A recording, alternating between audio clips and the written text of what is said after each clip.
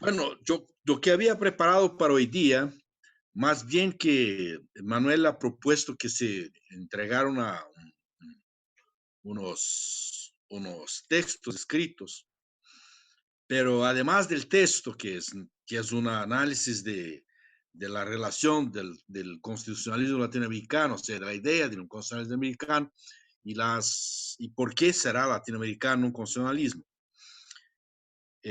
Para decir que del constitucionalismo será latinoamericano siempre y cuando sea anticolonial, por supuesto, y para que fuera anticolonial, tiene que prever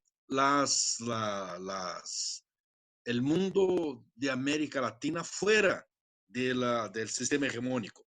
O sea, a partir del reconocimiento de los derechos de los pueblos indígenas y otros, y el reconocimiento no solo de derechos que pueden ser colectivos dentro del sistema jurídico nacional, y además reconocer los derechos de los autónomos y autodeterminados de los pueblos. Claro que esta segunda cosa es una cosa un poco más complicada, es una lucha, no una expresión que esté puesta en las constituciones o una propuesta constitucional, sino hace parte de la lucha de los pueblos. Y entonces, la cuestión que yo quisiera poner es de que, de hecho, los pueblos indígenas han tenido desde siempre, y los otros pueblos también, así que se forman como pueblos, han tenido siempre organizaciones sociales muy claramente organizadas, muy bien organizadas, estructuradas, con jerarquías y todo lo demás. Y, por supuesto, dentro de esta organización social, un derecho que no es un derecho puro, porque no es un derecho que se realimenta por sí mismo, no es un derecho que existe dentro de normas puestas para sí mismo, sino que es un derecho que está mezclado con todas las otras fuentes de la organización social, desde la sensibilidad, del pensar, del ser, de la religiosidad, del pensamiento social y demás. Por lo tanto, místico y todo lo demás. O sea, todo lo que compone, lo que organiza la cultura que pone como una argamasa del sistema social, está mezclado con el derecho. Por tanto, este derecho es un derecho diferente del derecho moderno, es un derecho que para contradecirlo podemos decir que no es puro, es un derecho impuro.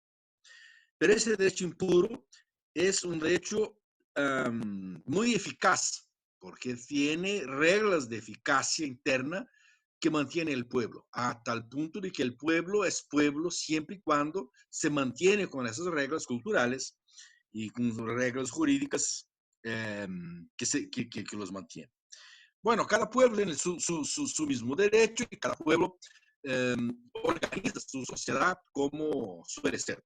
Entonces, a veces hay pueblos que se dividen, se reparten, se recomponen como pueblos para mantener sus organizaciones sociales.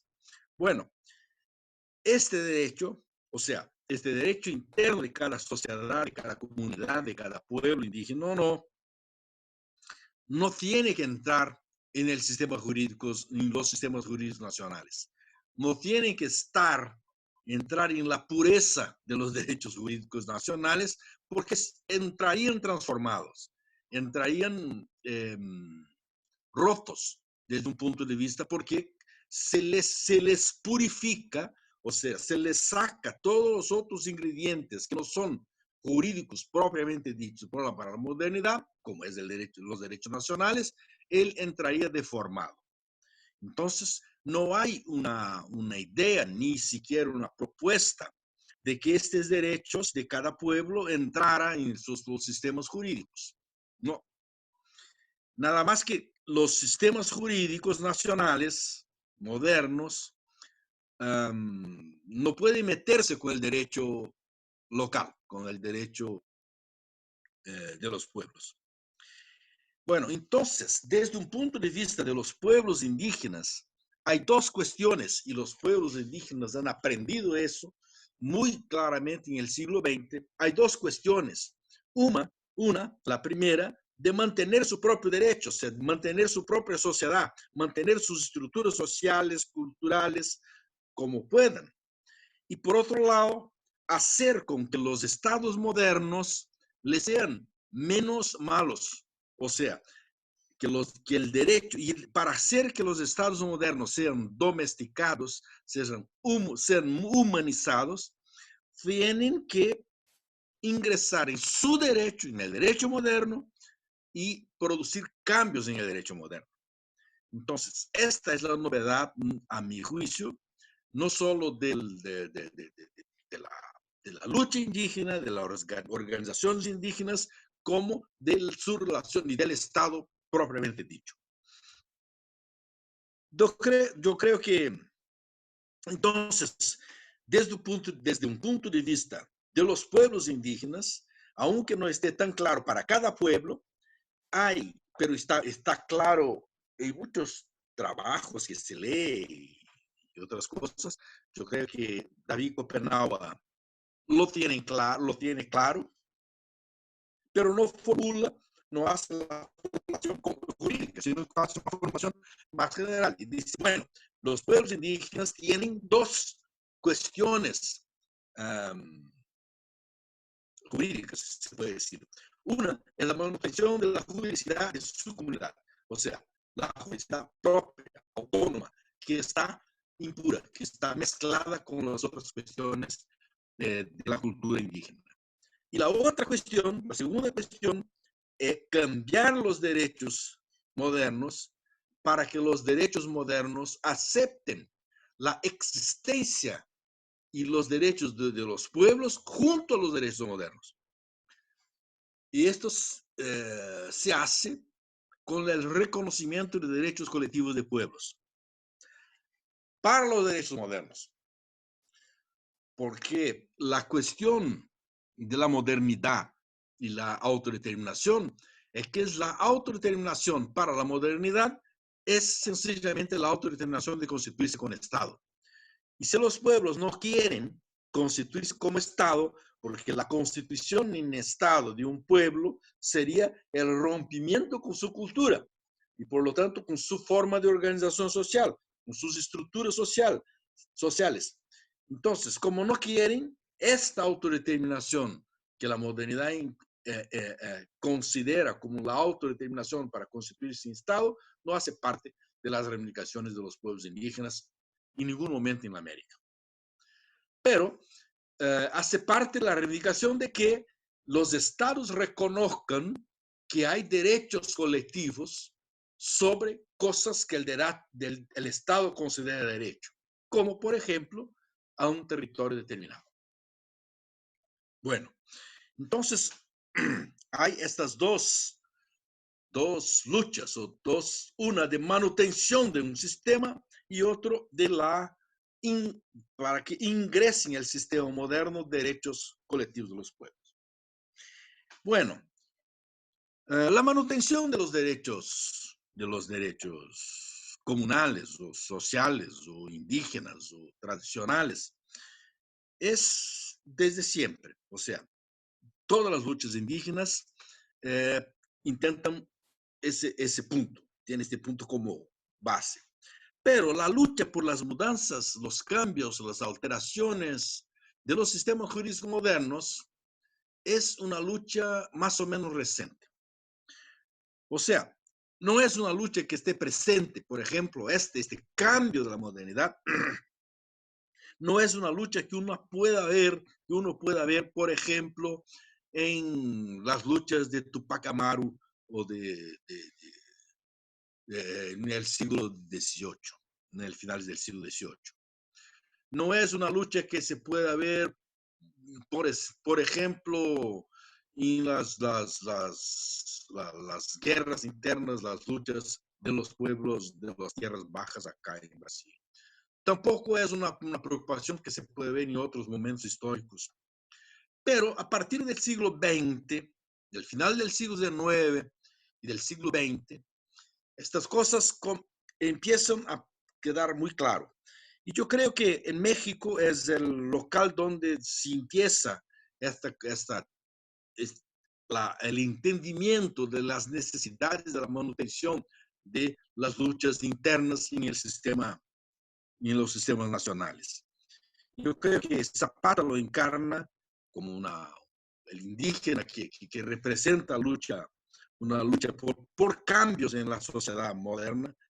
Y después de Zapata, por supuesto, hay todas las luchas de Bolivia que tiene esta marca muy fuerte de cambios en el sistema, en el Estado moderno.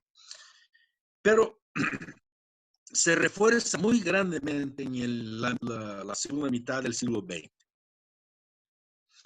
con las luchas por los cambios constitucionales de América Latina, que empiezan con la Constitución Latina en el final del siglo XX, con la brasileña, colombiana y después más recientemente la colombiana y la ecuatoriana. Bueno, entonces, en la lucha del siglo XX, los pueblos indígenas han cambiado, o sea, han propuesto cambios en el sistemas jurídicos nacionales y han logrado. Y lo han logrado. Por supuesto que ahora en la modernidad los logros jurídicos tienen también dos caras. La primera cara es estar en la ley, estar en la pureza de las leyes. O sea, tener legitimidad legal por estar incluida puramente en el sistema jurídico. Este es un paso no muy sencillo. Y nosotros vemos que la modernidad ha discutido desde el siglo XIX que no se puede incluir estas clases de derechos. Nosotros tenemos un constitucionalista brasileño que se llama Sampaio Doria, que dice que estas cosas son poesías y no derecho, y que por lo tanto no puede estar dentro del derecho. El derecho tiene una pureza que no permite estas impurezas de derechos, por ejemplo, colectivos. Entonces, uno ya ve que cuando estos derechos entran en el sistema, participan del sistema modificándolo y en cierta medida ensuciándolo, o sea, sacando la pureza de legitimidad que tendría que tener. Y entonces, como así es, el problema de poner en práctica esos derechos son muy difíciles, son extremadamente difíciles, porque de hecho hay una disputa de hegemonía, una disputa de poder, y de poder como clase, porque si están dentro del derecho, si están disputando el derecho y si está disputando en cuanto a poder de clase. Pero este es un otro tema que ya hemos discutido otras veces, la cuestión de las clases sociales, los indígenas de las clases sociales. Lo que me interesa hoy es entonces este punto, esta sociedad que se pone dentro del derecho, tiene ella misma dos claros problemas. Uno es su ejecución, pero la segunda cosa es que cuando se mete el derecho adentro, algunas veces, y ha pasado, se mete junto derechos que no son del Estado, sino son de las comunidades. Y por tanto hay una deturpación de las reglas que se vienen de la comunidad al ingresar en el Estado. Y esto, por supuesto, dificulta aún más no solo la aplicación, sino la aplicación del derecho, sencillamente dicho, pero también la cuestión de la aplicación de las normas jurídicas en la comunidad, porque la comunidad pierde hasta cierto punto la autonomía de ejecutar estas normas, porque estas normas están ya dentro del sistema jurídico nacional. Y yo creo que hasta cierto punto esto ha pasado en Bolivia. Bueno, pero entonces estas dificultades, porque así se puede decir, de poner un derecho dentro del sistema jurídico nacional y después ejecutarlo como derecho, tiene estos dos problemas. Uno de que al traer mucho derecho se deturpan. Y al tener un derecho que se puede ejecutar, tiene dificultad de ejecución porque son impuros. Pero las luchas indígenas del siglo XX han logrado más que cambios en el sistemas nacionales. Y ha logrado el cambio en el sistema internacional de derechos humanos, y muy especialmente en la Convención 169 de OIT. Y yo creo que en esta convención se ha logrado el reconocimiento de estas dos caras. ¿En qué sentido? En el sentido que dice, los estados tienen que reconocer los derechos de los pueblos. Bueno, esto es un reconocimiento dentro del estado. Pero dice más, el estado tiene que hacer una consulta a los pueblos para hacer cosas del estado. Y al hacer la consulta, lo hará según las reglas internas de las comunidades. Por lo tanto, reconoce, aunque quizás no haya sido una opción, pero ha sido una regla, reconoce que hay producción jurídica interna de las sociedades y estas sociedades tienen que producir reglas jurídicas de relaciones con los estados nacionales, que no son reglas de los estados nacionales, sino son reglas de la comunidad misma y que se relacionan con especialmente la consulta. Entonces, aunque la consulta ella misma sea nada más que un instrumento, al proponer, al describir, al reafirmar la necesidad de consulta, la Convención 169 reconoce que hay derechos fuera del derecho nacional y que viven con su autonomía en los pueblos indígenas. Cuando vienen las declaraciones, y muy especialmente la declaración de la ONU, y reconoce la autodeterminación, a mi juicio, ya no está reconociendo la autodeterminación para constituirse en Estado. Bueno, así dice la Convención 169 de una forma medio rara, pero lo dice, que cuando reconoce que son pueblos y que son pueblos, son autodeterminados, no son pueblos para las reglas de derecho internacional, por lo tanto, no pueden constituirse en Estado. Entonces, dice una cosa que dice que no es, pero es, ¿no? Pero no importa mucho. Lo que importa en el caso es que la convención y la declaración reconocen una autodeterminación. Y la autodeterminación para hacer sus propias leyes. La autodeterminación para regir su propio destino. Pero la cuestión de constituirse en Estado o no constituirse en Estado es una manifestación de autodeterminación. Y los pueblos indígenas de América, al querer mantenerse como pueblos indígenas, con su cultura, con su identidad, significa no ser Estado. Por lo tanto, no es un problema para los pueblos que su autodeterminación no sea reconocida como una autodeterminación constitutiva de un Estado, porque no son constituyentes. O sea, no están proponiendo una constitución para composición de un Estado. Aunque puede venir a ser, pero ese es un problema de los pueblos indígenas, no es más un problema que quepa en nuestro análisis. Muy bien, entonces, este es lo que pone la Convención 169 y la declaración de la necesidad de una consulta a los pueblos, y esta consulta está abajo la autodeterminación de los pueblos, significa que los pueblos harán las reglas o tendrán las reglas, pero como no tienen las reglas, porque no las tienen, porque no era un problema, porque no estaba en las estructuras jurídicas internas, no estaban estas reglas, como no tiene estas reglas, tiene que construir las reglas, tiene que hacer las reglas.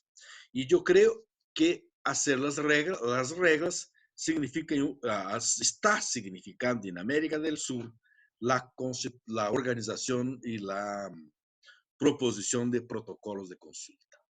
Yo creo que estos protocolos, aunque no sean eh, eh, observados por el Estado, aunque el Estado no los acepte, al final y al cabo va a ser el elo, la de ligación entre los pueblos y cómo los pueblos se organizan para reconocer los derechos que están puestos en el sistema del Estado. Entonces son así como el elo de ligación entre una realidad jurídica de los pueblos y la realidad jurídica moderna. Entonces hay un punto de ligación. Entonces, estos protocolos, aunque estén, y tienen que estar necesariamente mezclados con ganas, voluntades, sensibilidades, pensamientos indígenas, tienen algo, y por lo tanto son normativos, de la pureza del derecho del Estado. Porque si no, el Estado no los comprenderá. Entonces, los pueblos están haciendo protocolos que se parezcan puros para que los estados puedan comprenderlo. Puros no serán jamás, pero más puros o más parecidos, más cercanos de los sistemas nacionales de derecho para que puedan ser entendidos. Bueno, eso era más o menos lo que yo tendría para decirles. No sé si ha sido demasiado, pero creo que nos queda un tiempo.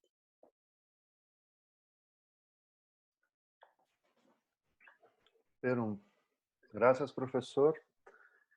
¿Y alguien tiene cómo hacer la moderación de la discusión, alguna cosa así? Yo puedo hacerlo, pero siempre pongo esto en cuestión. Pedro, no, haceré entonces. Creo que Tengo entonces, problemas con mi señal. lo siento, Tania, no le escuché. No, que tengo problemas con mi señal. Entonces no podría moderar por eso. No, tranquilo. Entonces, bueno, seguimos entonces. Está abierta la palabra. ¿Alguien quiere hacer alguna consideración? Pedro, por favor, ya activar su micrófono, pero estoy con alguna dificultad, Pedro. ¿Ustedes tienen cómo hacerlo? Listo, Ahora sí. sí. Ya. Okay. Hey, Pedro. Hola, sí. Quería un poco observar la cuestión de las luchas del siglo XVIII, especialmente la de Tupac Katari y de Tupac Amaru. Yo creo que sí, ahí ha habido bastante avance en relación a la consecución de los derechos que hoy en día se llaman derechos indígenas. Porque ha pasado un hecho muy importante que ha sido invisibilizado, yo creo, por la etnohistoria. En ese momento, los caciques, que eran como los reyes, esa vez de los pueblos indígenas en los Andes, han ensamblado con la colonia. Y al ensamblar con la colonia, ellos querían tener una serie ¿cómo se llama? De dádivas del rey, es decir, querían ser nobles. Entonces hay bastante documentación en la que ellos reclaman andar a caballo, tener negros como servidores, tener una serie de impuestos, y etc. En las rebeliones de Tupac Katari, estas personas son descabezadas y se presentaban al rey. Y ahí es cuando aparece todo lo que conocemos hoy en día como lo comunitario en los Andes. Toda esa visión de que el poder se alterna, la rotación, el poder a partir de la asamblea, la democracia comunitaria, incluso los derechos comunales, surgen en esta lucha. No es que los pueblos indígenas en los Andes tenían el derecho comunitario en sí mismos, sino han luchado para esto. El problema que la historiografía o la historia de ese tiempo solamente te narra la historia épica, las batallas que ha habido, pero no los impactos políticos y jurídicos que ha tenido esa lucha. Y hoy en día, si tenemos una comunidad en los Andes que tiene su autoridad originaria, que tiene su autoridad indígena, mejor dicho, que alterna y que está contra el Estado, precisamente es gracias a esas luchas, ¿no?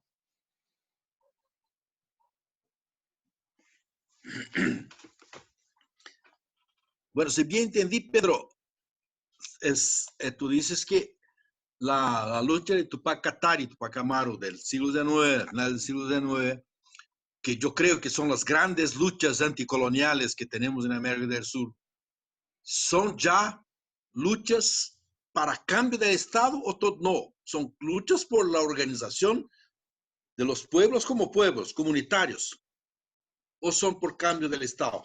Porque si bien entendí, los cambios por el Estado tenían estos que fueron echados, ¿no? El problema está que todos los avances políticos jurídicos que han tenido estas rebeliones no han sido tomados en cuenta a la hora de fundar Bolivia. Lo Sí. que se ha tomado en cuenta ha sido toda la influencia de la Revolución Francesa, igualdad, fraternidad, Sí, sí. libertad, ¿no? En cambio, hay un historiador que habla algo bien interesante que estoy ahora trabajando, que sale un dicho escolástico de esa época que dice, muerto el rey, entonces el pueblo es el rey. ¿Y quién era el pueblo? La comunidad. Eliminen a los caciques, que eran indígenas, pero como representaban al rey, Sí. para nada representaban los intereses de la comunidad. Entonces, ahí surge todo lo que los derechos colectivos, esa es la hipótesis que estoy manejando. Y que hoy en día, el problema es que todo lo han vuelto ahistórico, lo han vuelto ancestral, como si los pueblos indígenas no lucharan por acceder a los derechos colectivos. Han luchado bastante, porque hasta ese momento eran como siervos del rey, ¿no? No es que estaban viviendo en un mundo colectivo de solidaridad, etcétera. Sí, lo entiendo.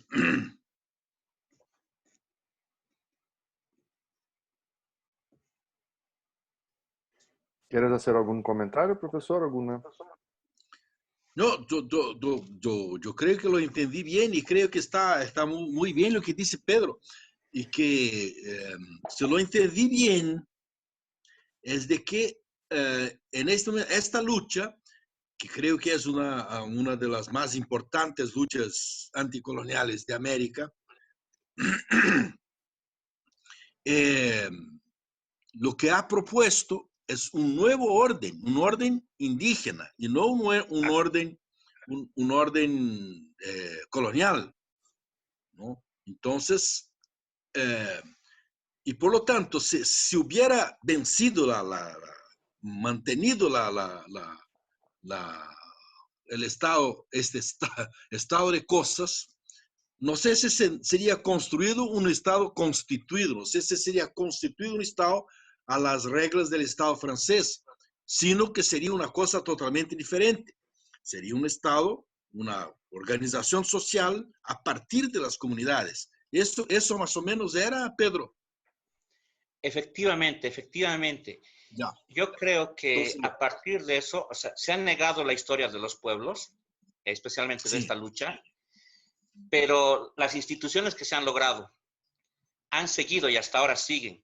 Y hoy en día son conocidas como los derechos colectivos o los derechos indígenas. Ya. En Bolivia, hablan de Bolivia. Pero está invisibilizada esa historia, ¿no? Y con eso quería encadenar con que cuando se trata de incluir a los derechos indígenas en el constitucionalismo boliviano, la propuesta era que el derecho indígena impacte en el derecho, en la constitución boliviana y cambie para toda la sociedad. Es decir, los derechos indígenas que no sean para los indígenas, sino que sean para toda la sociedad boliviana. Yo creo que haya jugado un rol muy importante la construcción que tenemos y la percepción que tenemos de los derechos en Bolivia. Y yo creo que son dos visiones dominantes del derecho indígena. Una visión que idealiza el derecho indígena como algo que no tiene problemas, que en sí mismo ya resuelve los problemas de los pueblos, y otra que es un justificativo para los crímenes y para decir que están en una sociedad incivilizada, es decir, en el pasado. Esta visión da lugar a que el derecho indígena no se ha tomado en serio como para impactar en todo el orden jurídico boliviano. Es que hemos construido otro derecho, pero cuando revisamos la historia vemos que cada rato dialogaban el derecho indígena y el derecho. Esas veces no era el derecho indígena, ¿no? Sino el derecho de los indios, le decían. Sí. Y eso de los indígenas recién va a aparecer hace 20, 30 años, exagerado. Pero Sí. siempre han estado en constante disputa, y tenemos, pero el problema está que tenemos una visión bien separada de ambos derechos, yo creo, y no vemos esos ensambles que existen a cada instante, en cada momento histórico, ¿no? Y el otro gran detalle es que siempre queremos cambiar la justicia en Bolivia a partir de disposiciones y reformas provenientes de las instituciones estatales. Sí. Entonces, siempre pensamos que la solución al derecho está a partir de una reforma, pero no vemos a cómo la gente se va apropiando, sean indígenas o no indígenas, de cómo funciona este sistema, ¿no? Que estamos en constante convivencia. Hay un autor acá que dice que la sociedad boliviana parece que no quiere una autonomía estatal. Lo que quiere más bien es convivir con el Estado. Pero hay otro que se arriesga inclusive más. Él dice, tal vez ni siquiera quiere convivir, quiere alejarse. Mientras más lejos que esté de la justicia, es mucho mejor. Muy bien. Creo que Tania levantó la mano. Sí, Por favor. quería hacer una pregunta porque me dejó pensando. ¿Te escuché? Ok.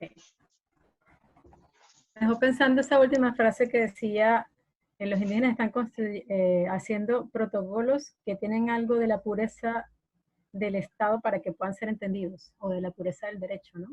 Pero ¿qué pasa con aquellas categorías que forman parte de alguna manera del pensamiento o de la filosofía de los pueblos indígenas que no son traducibles a nuestra forma de ver el mundo? Por ejemplo, la concepción del individuo, que está muy clara y muy bien establecida en toda la doctrina liberal del derecho, pero que para los pueblos indígenas muchos no utilizan esa categoría, ¿no? Entonces, en términos de lo que es el derecho, de lo que es la propiedad, allí hay muchas, digamos, de alguna manera grandes diferencias. Entonces, quizás algunas cosas sean traducibles, pero no todas tengan que serlo, o sea, porque son valores distintos y forma de ver el mundo absolutamente distinto. Más bien yo creo que el derecho nuestro es que tiene que entender la diferencia de alguna manera. O sea, comenzar a construir categorías de pensamiento para...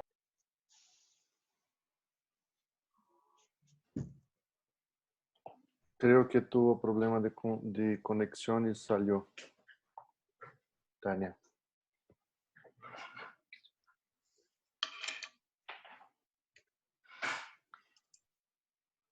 Creo que seguimos para una otra consideración, alguna cosa antes del profesor contestar, porque fue una consideración, una pregunta indirecta y todo esto. Creo que es posible que ya volvió. Tania está conectando aquí.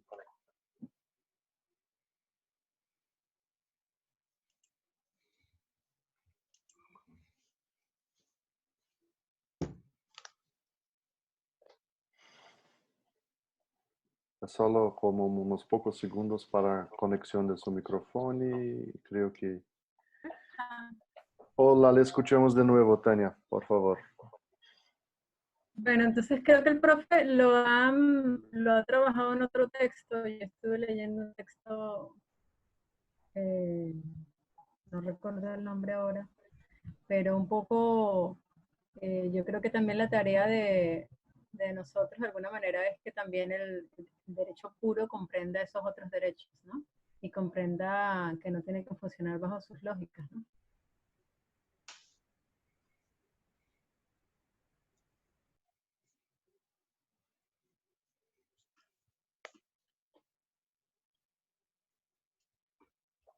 Profesor, entonces. Yo creí que te había salido todo, se quedó en silencio, yo no sabía. No, yo creo que Tania tiene razón, mucha razón. Es decir,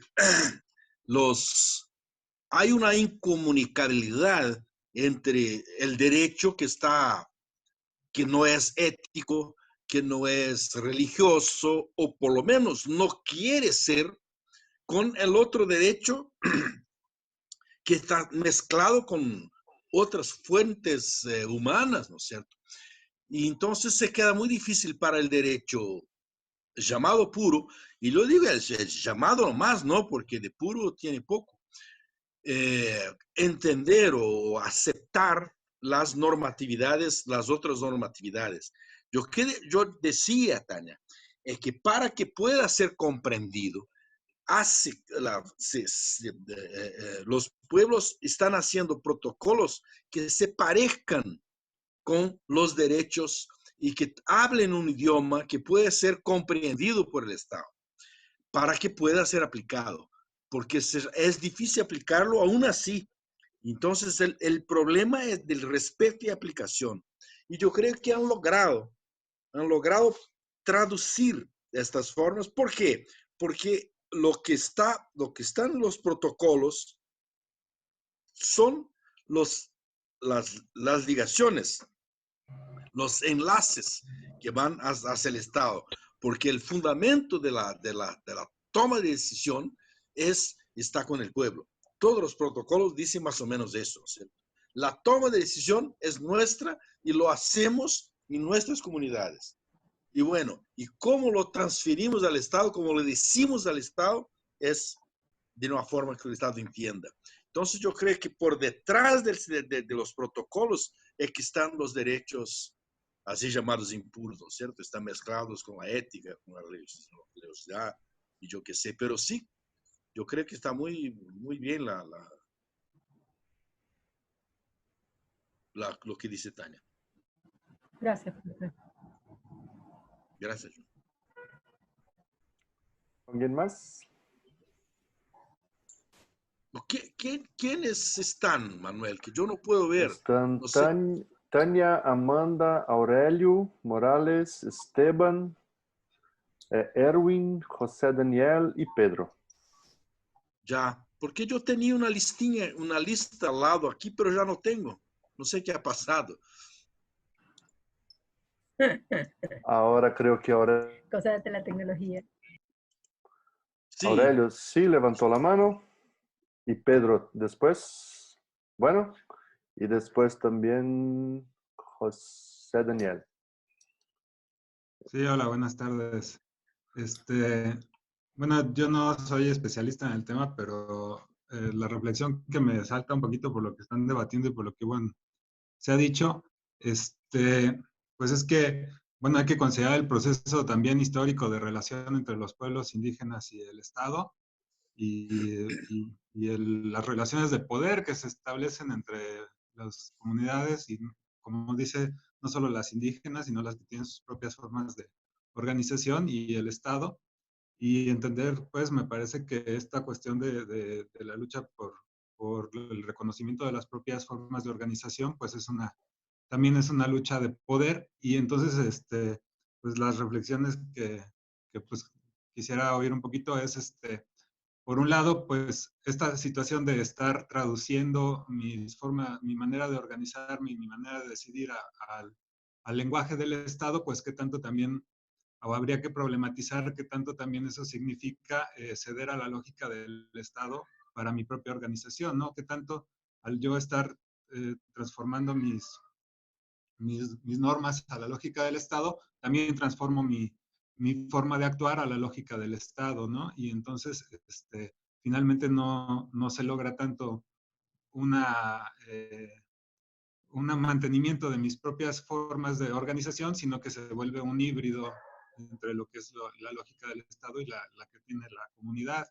Y la otra sería, pues, entender esta cuestión bueno, cómo se entiende el proceso histórico en el sentido de que obviamente el Estado cada vez tiene más poder de injerencia en el espacio, en cualquier espacio social, y en las comunidades alejadas, pues antes la injerencia que pudiera tener el Estado era mucho menor a la que tiene ahora, y también el interés, ¿no? El interés en la explotación de los recursos naturales que tiene hoy el Estado en zonas donde antes, pues al revés, era donde les mandaba aquí en México, por ejemplo, a los grupos yaquis, a donde se les pues así que se les envía esas zonas donde se supondría que pues hasta se iban a morir de hambre y los iban a dejar ahí ser lo que ellos quisieran, pero ahora que se descubren riquezas minerales en el desierto donde ellos están, pues ahora sí se les interesa por esas tierras y hay ya una intervención. Entonces, esta cuestión de que los pueblos ahora se estén organizando, bueno, que haya una lucha porque el reconocimiento de las propias leyes de los pueblos, pues tiene un contexto histórico muy diferente, que yo también pensaría que esa lucha existe desde siempre, pero su contexto es muy diferente hoy que hace 200 años y que hace 400. Bueno, entonces me interesaría un poquito también llevar esa reflexión hacia estas cuestiones de cómo se utiliza o cuáles son las relaciones de poder que se está estableciendo al generar esta posibilidad de hacer consultas a los pueblos, pero pues como al menos en México es muy obvio, esas consultas pues nunca son realmente bajo la regla del pueblo, ¿no? Normalmente, justamente por esa carencia que tienen los pueblos de tener ya estructurada una forma de organización, de intervención hacia, o sea, de reacción hacia la intervención del Estado, el Estado mismo es el que pone las reglas de cómo va a ser regulada su intervención por parte de los pueblos, ¿no? Y eso me parece muy complejo, muy complicado y pues que también en muchos casos es una forma de dominio y en otros casos, y eso es lo que me parece que es muy dependiente del caso, es una forma de resistencia. Gracias.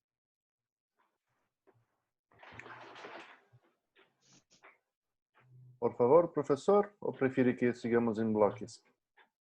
No, yo no sé cómo prefieren ustedes. Yo creo que indirecto es pareció mejor. Tenemos mejor, poca ¿no es cierto? Sí. Poca gente y todavía tenemos tiempo, ¿no? Sí. Bueno, yo creo que lo que Aurelio dice es una cosa, es un riesgo muy, muy fuerte, ¿no? Pero es que no hacerlo, o sea, si los pueblos no aceptan establecer las reglas de consulta, lo Estado lo hará. Y el Estado lo hará consultas como siempre lo ha hecho, como siempre lo han hecho, ¿no? Consultas, bueno, a su gusto. Y entonces, la cuestión es, la normativa internacional que los estados han aceptado exige una consulta bajo las normas de los pueblos. Y los pueblos, en general, no tienen las normas, porque en su estructura jurídica no está cómo puede ser consultado. O sea, porque al final y al cabo, la cuestión de la consulta es la cuestión de la toma de decisiones y por lo tanto de la representación. Y que por lo tanto las sociedades indígenas, en su gran parte, no tienen representaciones, no son sociedades representativas en el sentido que se estructuran con una representatividad interna. Entonces, de hecho, necesitan organizar una forma de hacer esta toma de decisión. Y la toma de decisión para decir al Estado qué decisión ha sido tomada. Entonces, acerca lo máximo posible la toma de decisión a las formas culturales existentes. Y acerca lo máximo posible las formas de decir la decisión a las reglas estatales. Pero es un riesgo. De hecho, es un riesgo. Pero es la forma que los pueblos encontraron para hacer cumplir la cuestión de la consulta. Porque si no, la consulta se haría según las reglas del Estado. Les digo, el Estado del Perú muy rápidamente ha hecho una ley para establecer cómo se haría la consulta. Bueno, ha hecho la ley dentro de las reglas del derecho puro, con las legitimidades internas del derecho. Y los pueblos de Perú muy pronto dijeron, no, pero esto no sirve. No sirve porque no respeta las formas tradicionales de cada pueblo. Y en Brasil, el gobierno brasileño intentó también hacer rápidamente una ley y los pueblos le dijeron, no queremos ley.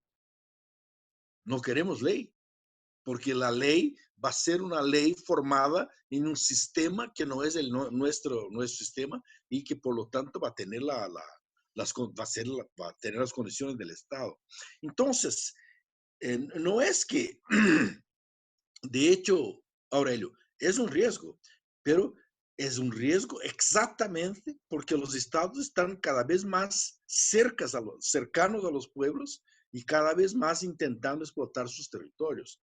Entonces, esta es una forma, aunque no sea definitiva, aunque no sea excepcionalmente buena, es la forma que tienen para hacer cumplir una ley. Hacer una ley interna para hacer cumplir una ley que es la ley del Estado, que es la ley internacional. Entonces, es una cuestión compleja. Y yo creo que es la solución, yo no puedo ver una solución mejor, de hecho. Bueno.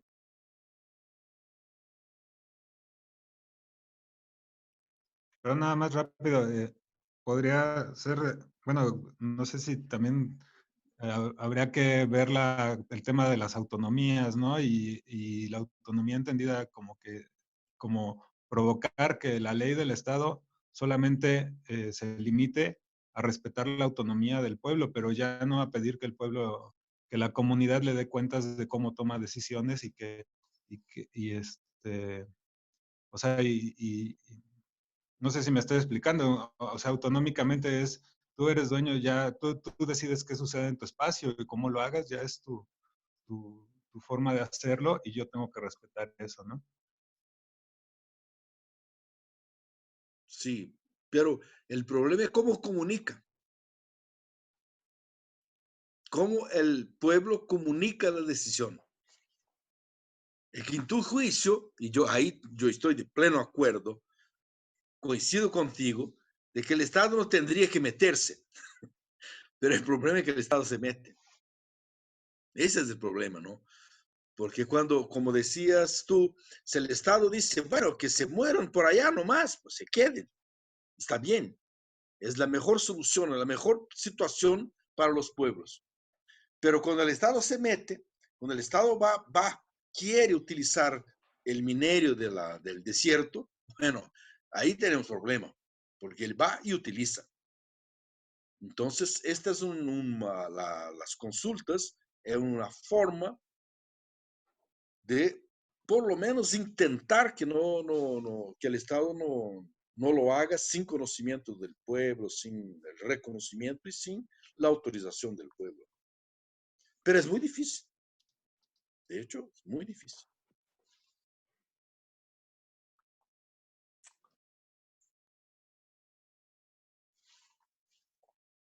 Lo siento, bueno, creo que ahora por la orden sería Pedro y José Daniel.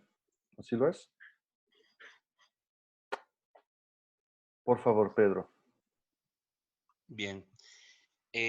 Yo quería un poco preguntar al profesor, en contextos creo que como el boliviano, por ejemplo, el 80% de los miembros de los pueblos indígenas, especialmente en tierras altas, ya vive en las ciudades y utiliza el derecho estatal para resolver sus problemas. Y este 80%, yo me animaría a decir un 60% tiene doble residencia. Es decir, vive tanto en sus comunidades agrarias o pastoriles, agropastoriles diremos, pero también viven en la ciudad dedicándose al negocio, al comercio. Ellos viven entonces son como ciudadanos fronterizos, ¿no? Utilizan los dos sistemas. El problema es que el derecho indígena no está pensado para este tipo de dinámicas sociales, ¿no? Y yo creo que por ahí, creo que esa es una deficiencia del enfoque que estamos teniendo ahora, porque ellos utilizan los dos sistemas, y también son víctimas de los dos sistemas. más que todo del estatal, pero en este caso no, porque no tenemos mucho trabajo de campo sobre las transacciones, los arreglos que hay a la hora de resolver casos dentro de la comunidad misma y cómo los mismos comunarios se corrompen en las luchas frente al Estado, ¿no? No todo es homogéneo. Y la otra, la otra pregunta que me viene a la mente respecto a la exposición de profesores, hay estados que tienen su orden jurídico similar al derecho indígena. ¿Se podría hablar de eso? O sea, estamos haciendo las suficientes comparaciones. No sé, cómo están en África, en Libia tal vez, o cómo están en Asia. O es inevitable que en todos los estados actualmente el derecho estatal monista es el que campea como el hegemónico. O tal vez hay ese tipo de, no sé, ensambles con diferentes formas, ¿no? Porque hay mucha diversidad, yo creo, y no estamos viendo eso.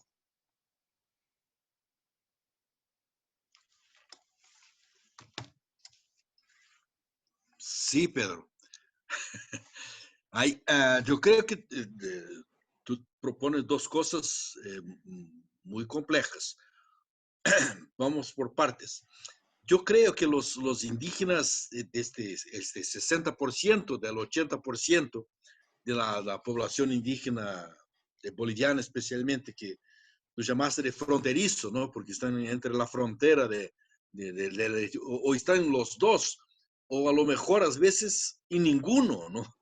Porque no tienen derecho acá ni allá, ¿no es cierto? Se quedan en un momento muy complicado. Yo creo que lo que yo he hablado estaba más bien pensando en sociedades indígenas que todavía mantienen una estructura muy fuera del Estado, ¿no? O aunque cercana, no necesariamente aislada, pero relativamente íntegra en la sociedad. Y lo hago porque me facilita el raciocinio, por supuesto, ¿no? Entonces, claro que la situación es muy compleja y hay situaciones muy diversas. Yo que siempre he pensado en las situaciones como la de Bolivia, que la contradicción se hace mucho más cercana, porque hay un ensamblamiento, ¿no? de reglas, pero en todo caso, la forma como el Estado está concebido, constituido, no resuelve la situación de las comunidades, ¿no? Porque al admitirle el derecho, tú mismo nos contaste muchas cosas acerca de la deturpación que es la introducción del derecho en el sistema jurídico nacional y la situación contraria que has puesto hoy día, que es la tentativa de hacer con que los derechos indígenas valgan a todas las gentes. Bueno, también está equivocado porque hay gentes que si uno hace de un sistema determinado, el uno va a contradecir con otros, ¿no es cierto? Entonces tampoco es posible. En estas situaciones, yo creo que el Estado tiene que tener mucho más debilidad, o sea, estar mucho más permeado con los otros derechos y aceptar los otros derechos y tener relaciones mucho más débiles en relación a las situaciones de los pueblos. Pero, por otro lado, tiene que ser un Estado que tenga una fortaleza para cohibir que las fuerzas del Estado, que son las fuerzas económicas fundamentalmente, tengan poder adentro del Estado.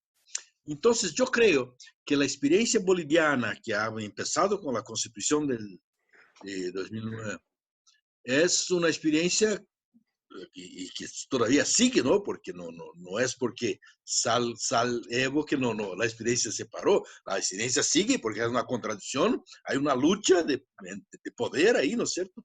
Entonces, esta experiencia boliviana yo creo que nos llevará a un camino de arreglo al final y al cabo, pero es una experiencia dura, porque es sin lucha. yo creo que el ejemplo boliviano es uno de los mejores porque no es un ejemplo de 5 años o 10 años, ¿no? Es un ejemplo de por lo menos 200 años que hay una pelea muy clara entre el sistema de poder.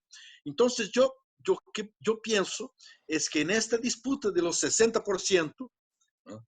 Los 60%, para poner el número que tú mismo lo dijiste, los 60% van a tener que a tener un acomodo, un arreglo en que el Estado dejará de tener la fuerza que el Estado tiene hoy como hegemónico y los no hegemónicos tendrán una hegemonía que permea el Estado y lo ensambla. Pero yo no lo puedo decir, Pedro. Creo que tú lo podrás decir mejor que yo cómo es cómo este ensamble quedará al final y al cabo, ¿no? O cómo se espera que acabe. En relación a las otras situaciones jurídicas de Asia y África, yo te podría decir que donde el proceso colonial ha sido diferente en Asia y África, pero aunque ha sido diferente, algunas cosas fueron aún peores do que en América, porque esta situación de la constitución de los estados nacionales, cuando hay el proceso de descolonización de África, la descolonización de África pasa por un periodo de nacionalismos blancos. O sea, las colonias entregan el gobierno, le dan el gobierno, los gobiernos nacionales a los blancos, muy parecido con la situación latinoamericana, pero no había blancos, no había gentes, no había europeos. Diferente de acá, ¿no es cierto? Que había una élite criolla establecida, ya no había. Entonces eran poquitos los blancos y muy rápidamente entregó el poder. Entonces el poder era un poder concedido, pero ¿cómo entregan el poder? Con la constitución de estados, con la organización de estados nacionales. Estados nacionales que no tienen nada que ver. Si en América Latina tienen poco que ver, en África todavía menos, porque ahí todos los pueblos son rotos, las estructuras de los pueblos son rotas por los estados nacionales. Entonces la situación es aún peor que América Latina, yo creo. Y en Asia no, en Asia la situación es un poco distinta, pero yo no me arriesgaría a decir mucho en relación a los pueblos de África, ¿no? Porque los estados nacionales sí de África, no de Asia. Asia es una situación distinta y yo no arriesgaría mucho porque conozco poco y conozco la situación, por ejemplo, de Vietnam, ¿verdad? Entonces, por lo que conozco, parece que el pueblo ha tomado el poder y está en el poder, pero es más por parecer do que de efectivamente ser. Pero donde hay un Estado constituido, el Estado es moderno y a la luz del Estado francés. Bueno, ¿alguna otra consideración, Pedro? Seguimos. Bueno, entonces, compañero José Daniel, por favor. Estoy con dificultad. Listo. No le escuchamos, compañero. Ahora sí, ahora sí. ¿Ahora sí? Hola, bueno, quería extenderles un saludo a todos y todas que había llegado un poco tarde a la sesión. Lamentablemente no pude escuchar la comparecencia del profesor Carlos, el profesor Marés, pero bueno, muchas gracias por estar y asistir y también pues en relación tanto al texto como a algunas lecturas particulares que estaba haciendo sobre el tema y creo que sobre también investigaciones contextuales aquí en Colombia, si quisiera pues compartir algunos comentarios y pues inquietudes que de pronto el profesor Marés pueda interpelar. Creo que pues ahora ustedes están hablando del escenario, del contexto boliviano en el cual efectivamente las circunstancias que bien explicaba y planteaba Pedro, es un contexto muy distinto en Colombia, donde vivimos en un terreno, un escenario de una constitución multicultural bastante alejada de siquiera las intenciones del Estado de poder llegar a abrir escenarios o contextos de participación más o menos horizontal, si es que eso es posible, cosa que no creo, pero sobre todo lo que me llama más la atención es la cuestión que ahora señalaban sobre la posibilidad de decir y de manifestar y de plantear el control territorial y asimismo las consecuencias de ese control territorial que en el caso particular de Colombia se ha venido dando en función de la tarea que ha hecho la Corte Constitucional en términos de consulta previa. Entonces, es como la Corte Constitucional cada vez dando los límites o estableciendo en términos de vaivén, que eso es a lo que voy, es decir, que en este caso el Estado no le interesa poco, creo que nada, digamos, manifestar o establecer una consulta previa, en este caso una consulta en términos o en los términos que establezcan las comunidades indígenas originarias, los pueblos originarios, sino que lo que le interesa es poder afianzar mucho más la extensión de fronteras agrícolas, etcétera, y de extractivismo, distintos modos de extractivismo. Pero entonces la Corte Constitucional ha variado mucho, digamos, la consideración jurídica que se le da a la consulta, ¿sí? Porque a pesar de que inicialmente estableció una especie de derecho fundamental o esencial en términos colectivos para la participación, posteriormente lo que hizo fue decir que no tenían ningún tipo de derecho o posibilidad de veto, ¿sí? Que es el gran problema. Entonces, en este caso, como no es una primera consideración sería como enfrentarse justamente a ese vaivén en términos que uno podría considerar incluso que en ese terreno era un poco más seguro, entre comillas, ¿no? En esta idea un poco liberal y progresista de leer todo en los trámites de los procesos constituyentes y también de los procesos constitucionales y de constitucionalización del derecho y demás. Pero sobre todo leerlo porque la variación sí ha tenido consecuencias, es decir, de pasar a que era un derecho que se podía reclamar y que aún todavía se puede reclamar, pasamos al hecho de decir, ustedes no tienen posibilidad de veto, o sea, ustedes básicamente no pueden llegar a decir o simplemente a decidir, sino que están obligados a conciliar. Y esta es una consideración también importante de hacer, ¿sí? Es una especie de obligación también a seguir el procedimiento de la consulta previa, que si no se quiere hacer, entonces, ¿cuál va a ser la consecuencia por parte del Estado? Un poco ahora decía el profesor Mares algo así, que bueno, es una solución, no es la solución o el escenario ideal, pero pues hay que hacerlo, porque si no se hace, igual el Estado va a entrar de distintas maneras, lo va a hacer a través de distintas formas de violencia simbólica, fáctica, que pues las conocemos en Colombia en términos de desplazamiento y demás. Pero entonces, sobre todo eso, es como esa variación, en este caso, del escenario constitucional, como lo ha tenido la Corte, y las consecuencias para justamente este tema. Y una segunda consideración que quería hacer era referente a un problema que me parece importante considerar, y es que en las discusiones que estamos teniendo actualmente en función de esta limitación del derecho al veto y lo que se denomina como el derecho al veto, también se piensa que lo que no se ha atacado como tal en las discusiones constitucionales ha sido el problema de la desterritorialización, ¿sí? Y es como la fragmentación que justamente promueve una lógica del capital, es servil el derecho para eso, es la que establece que debe existir una fragmentación permanente del territorio y por tanto la noción que tiene la Corte Constitucional respecto a lo que significa o representa en términos geográficos la tierra, ¿sí?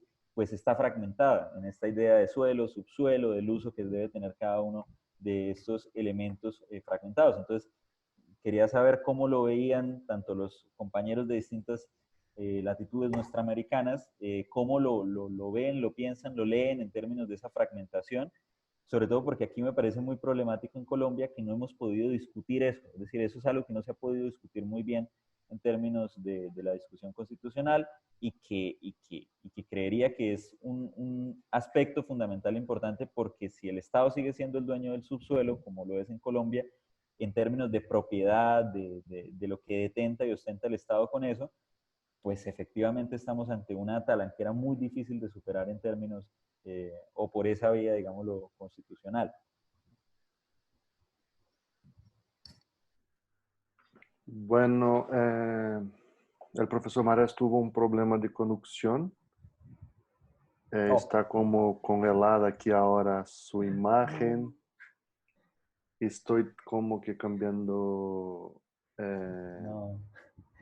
como que cambiando unos mensajes con él por el WhatsApp. Pero está todo registrado y después encaminamos a él. Mire, si ustedes quieren también hacer alguna consideración sobre que el compañero Pone, yo seguiré aquí cambiando algunos mensajes con Mares para intentar que ele vuelva a la sesión. Bueno. Tudo bem.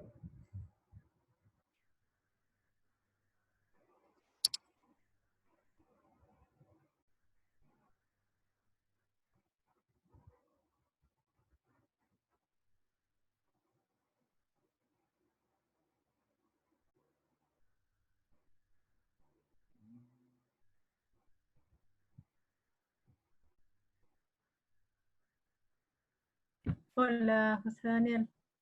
Hola, Tania. Yo siento que ese tema, ¿qué tal? De la fragmentación del territorio también lo vimos nosotros en Venezuela. Aquí se intentó ejecutar una ley de demarcación que terminó favoreciendo a los hacendados, por lo menos en el caso del estado Zulia, que era donde ocupaban el territorio los yuctas. Terminó favoreciendo se le estaban dando a los indígenas títulos de propiedad por parcelas. ¿Qué significa eso? El no reconocimiento de los derechos colectivos, de los derechos territoriales como derechos colectivos. Entonces, y esa fue una pelea que los yupa terminaron perdiendo y quedaron muy mal.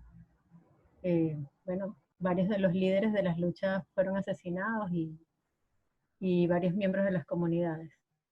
Entonces ahí queda un debate porque las constituciones plantean el reconocimiento de algo que en la práctica realmente no es tal, ¿no? Se reconoce realmente el territorio o se constituye una categoría para no reconocerlo, como es esa categoría de subsuelo.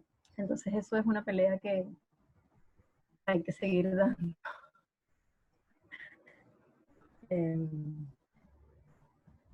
Eso es lo que podría aportar. El profe tiene un texto que se llama, que yo lo estuve leyendo recientemente,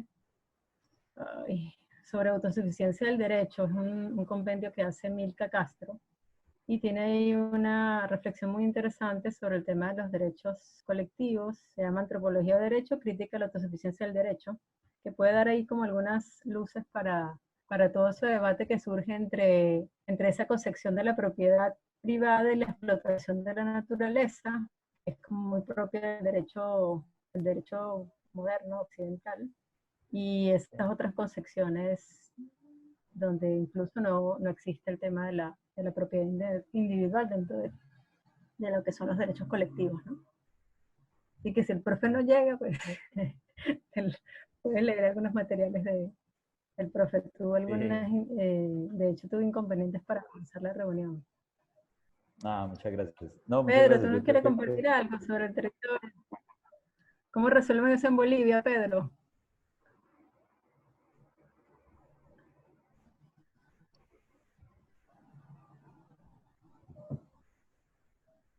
¿No se escucha? Hola. Ahora sí. Ahora sí. ¿Ahora sí? Ok. Bueno, ha habido un proceso de saneamiento de tierras desde los años 90. Todo esto ha sido a partir de una política proveniente del Banco Mundial y de USAID. Entonces, ha habido una discusión 10 años después sobre lo que se ha venido a llamar el indio permitido.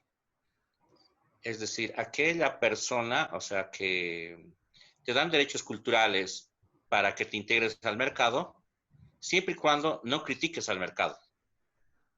Cuando quieras criticar al mercado, por ejemplo, cuando están haciendo empresas extractivas en tu territorio, ahí te quitan todos los derechos y te vuelven un ciudadano común y corriente. Entonces, esa ha sido la disputa que ha habido hasta hoy en día. La estrategia ahí de varios pueblos, más que todo personas, porque creo que eso de pueblos también lo tenemos muy idealizado en Bolivia, porque son las personas las que hacen la agencia. La estrategia de varios líderes que tenían, por ejemplo, el interés de extraer madera de sus comunidades, ha sido volverse indígenas y poner en bandera como de lucha el derecho indígena.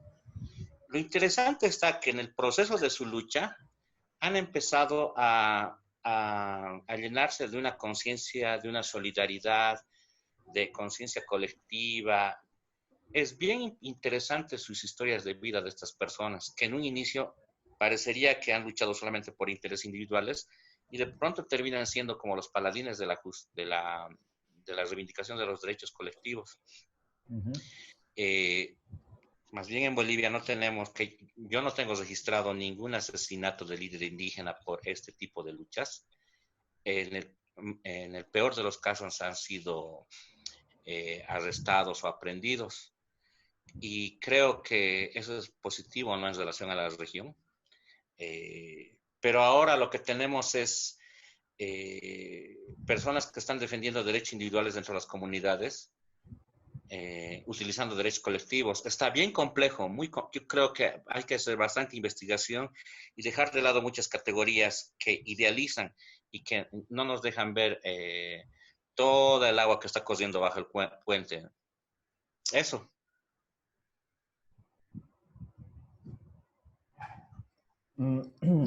Bueno, muchas gracias, Pedro y a Tania, por participar y por aportar a la discusión aquí.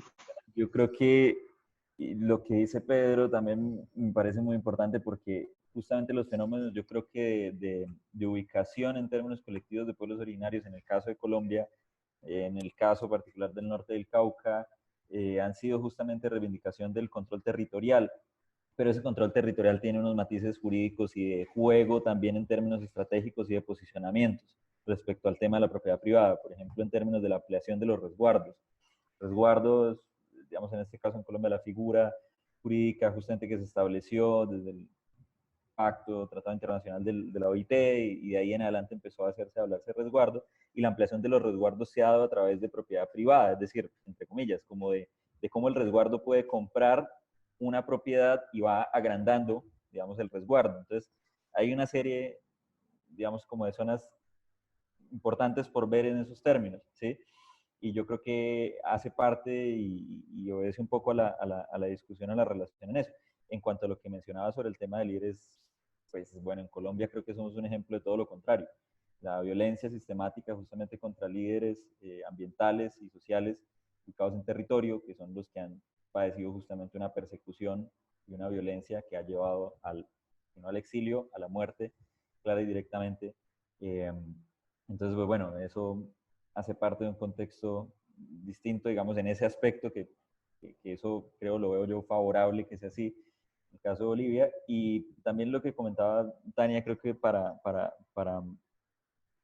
muchas gracias por la referencia, creo que es autosuficiencia del derecho, Milka Castro, lo voy a tener en el presente porque sí, me parece que una de las discusiones muy importantes es en cuanto a los límites, en ese caso de ese derecho, de esa obtención o ese camino por vía jurídica, que en Colombia me parece a mí que ha sido demasiado también esencializado y casi que ontologizado en relación con el sujeto, la agencia, sea individual o colectiva, de cómo digamos, cómo se puede llegar a cambios sociales a través del derecho y del litigio estratégico, los alternativos. Claro, y eso está muy bien y se han logrado muchas cosas a partir de ahí. Pero, pues, digamos que una discusión muy difícil de dar es en términos de la construcción de la naturaleza, es decir, que la naturaleza no está ahí, digamos, en este sentido de manera ideal, sino que también ha sido construida en muchos contextos. Entonces, por ejemplo, los sistemas de protección de páramos o de reservas forestales ambientales, un poco también han jugado a favor en muchos escenarios del Estado en función de, digamos, como de favorecer los procesos de extractivismo y de ampliación de frontera agrícola. Entonces, eso como un poco verlo en ese sentido de que en este caso la tierra o la idea de tierra tiene una noción muy fragmentada, muy repartida y que no es algo que se toca mucho en las discusiones o en los debates constitucionales. Esos debates constitucionales están más cifrados a lo que mencionaba ahorita Pedro y también Tania, los derechos culturales. Es decir, o sea, hasta ahí llegamos en la discusión. Entonces, bien, aquí está la referencia Tania, ahí en el chat, para revisarla, la referencia que ahorita indicaba el profesor Mares. Entonces, sí, básicamente es eso. Creo que es un problema importante de esa construcción de la naturaleza desde el discurso jurídico y cómo se puede llegar digamos, a materializar en problemas y en discusiones en relación a eso.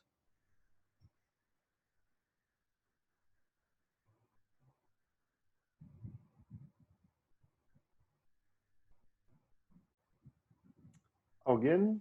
más porque estoy en contacto con el profe, él me habló que está intentando de un otro computador, de un otro ordenador, ¿lo siento?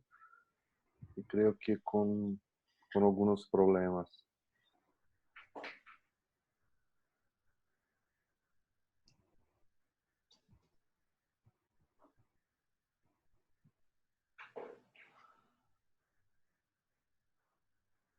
Yo, pues yo vuelvo a decir que no es mi tema, pero pues por lo que yo conozco, coincido mucho con las reflexiones que están haciendo ahorita.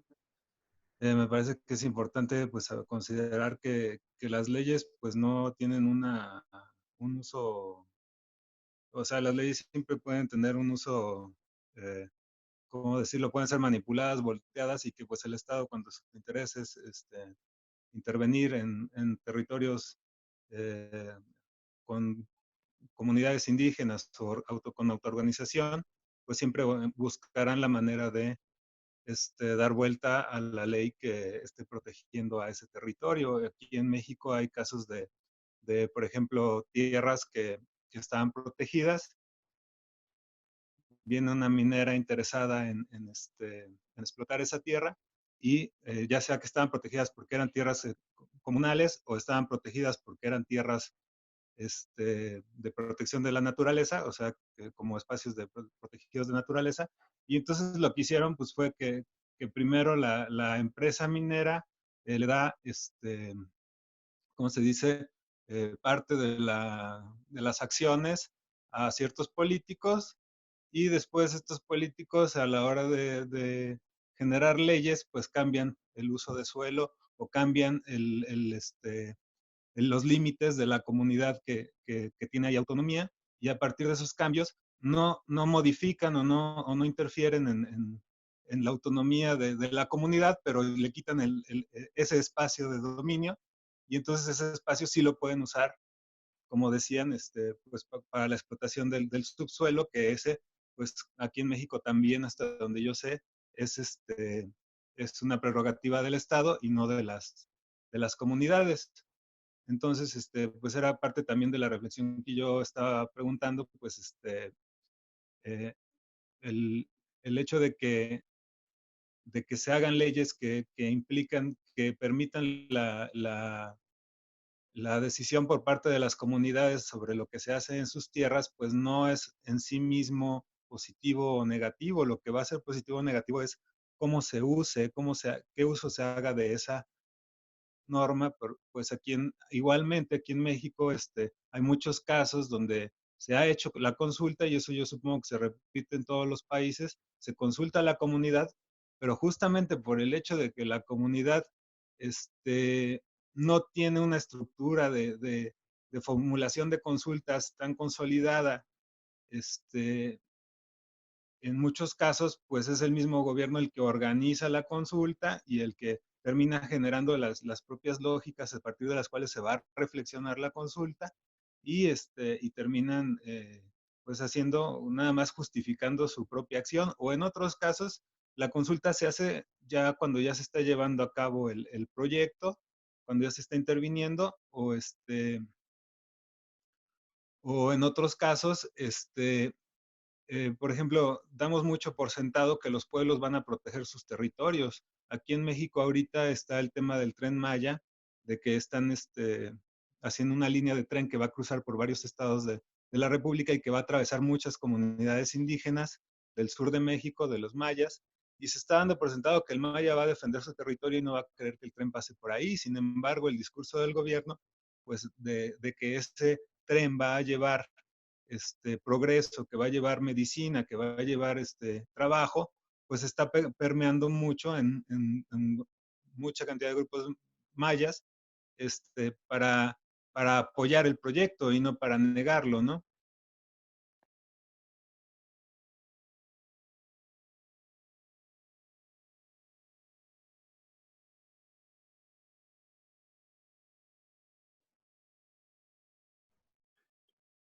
Y ahora hay Carlos en la videoconferencia.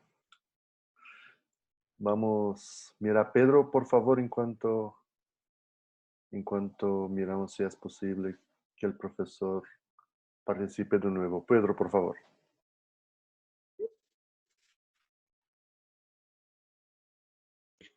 Acá, por ejemplo, la forma en que el gobierno o el Estado aplica la consulta es muy interesante la estrategia que usa, ¿no? En primer lugar, hay una percepción de que la sociedad tiene que saber, la sociedad indígena, ¿no? Tiene que saber qué es la consulta. Y generalmente no saben, imposible que sepan. Segundo, hay una serie de dádivas, por ejemplo, y amenazas. En las dádivas está algún camino, alguna sede social o algún pequeño presupuesto de semillas. Y en las amenazas está en que si ustedes no cooperan, olvídense del desarrollo para sus comunidades. Y también la compra de dirigentes. Eso por un lado, desde el Estado. Pero desde el otro lado también hay una investigadora que señala que esto de que las comunidades, por ejemplo, para que entre un proyecto de caminos, por ejemplo, arrasa con varias comunidades el camino.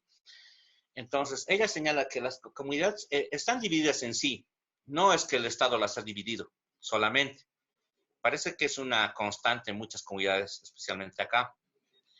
Lo que hace el Estado es aprovecharse de esa división y buscar aliados en eso. Entonces, muchas comunidades que hoy día pueden ser aliadas del Estado, mañana van a ser enemigas. Y así van haciendo una performance de política, ¿no? Y con eso tiene que lidiar el Estado en Bolivia muchas veces. Es bien complicado hacer gobierno. No estoy defendiendo al Estado, pero aquí tenemos un dicho, ¿no? Que cuando criticamos las políticas, pero el dicho dice, a ver, otra cosa es con guitarra. Eso.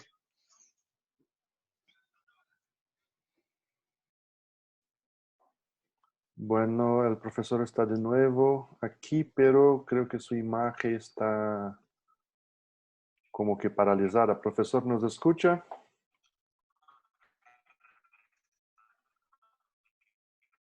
Profesor Maras, ¿nos escucha, no? Yo lo creo que no.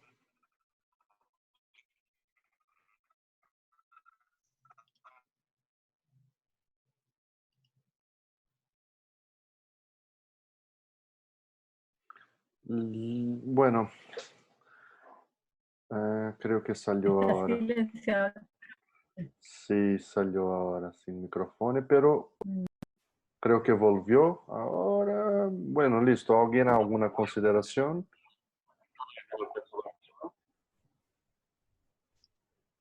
Profesor Maras, ¿nos escucha?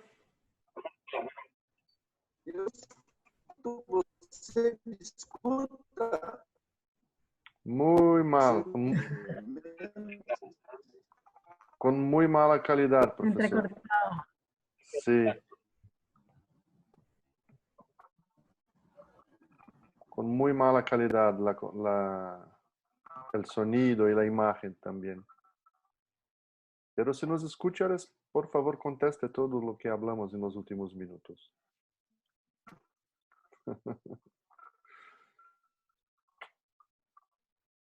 Profesor, creo que no. Está con problemas. Listo. Como él está conectado, si tendremos alguna otra consideración, es posible que su conexión vuelva y todo esto. ¿Alguien gustaría más de hacer alguna otra charla, alguna consideración? No más.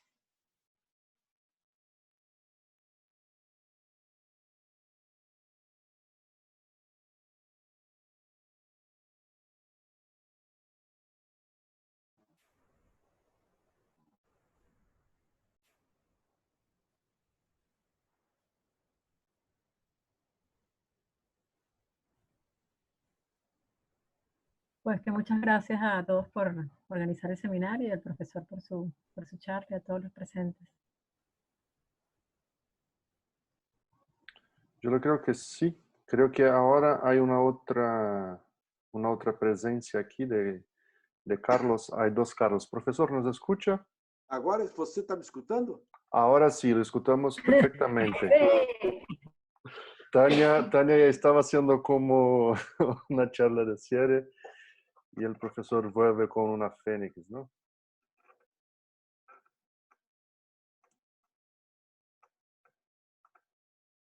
Profesor, Alô? no lo escuchamos. ¿Quiere hacer alguna... Como vou fazer No escucho nada. observação sem não ir nada? Vou inventar nomás. Conteste todo, profesor, por favor. Eu posso dizer, bueno, puedo compartir con mitad de lo que han dicho, pero la otra mitad no, pues. Pero bueno, estamos aquí. Si alguien quiere avanzar en las discusiones, estamos creo que casi caminando para las charlas de cierre, pero es bueno que el profesor vuelva ahora. Las discusiones están todas registradas también, podemos compartir en la secuencia. ¿Y alguien más? ¿Alguna otra consideración? O incluso, si posible, y caso sea de interés, alguna pregunta que fue hecha más en directo. Tenemos algún tiempo.